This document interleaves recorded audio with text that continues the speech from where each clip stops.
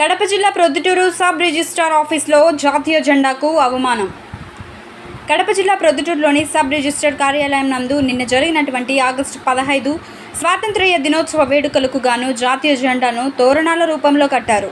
ఇలా తోరణాలు కట్టకూడదు కదా, ఎందుకు కట్టారు అని సబ్ రిజిస్ట్రార్ను అడిగినప్పుడు అందరూ కట్టుకున్నారు కనుక మేము కూడా కట్టాము, ఇప్పుడేమి అని సబ్ రిజిస్ట్రార్ వెంకటరత్నమ్మ మాట్లాడడం విడ్డూరంగా ఉంది.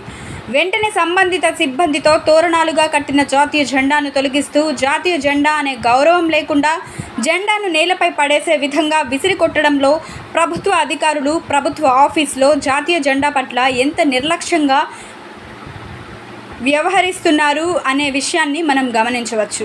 ఇలా జాతీయ జెండాను తోరణాలుగా వాడిన సబ్ రిజిస్ట్రార్ సిబ్బందిపై అధికారులు ఎలాంటి చర్యలు తీసుకుంటారో వేచి చూడాలి మరి.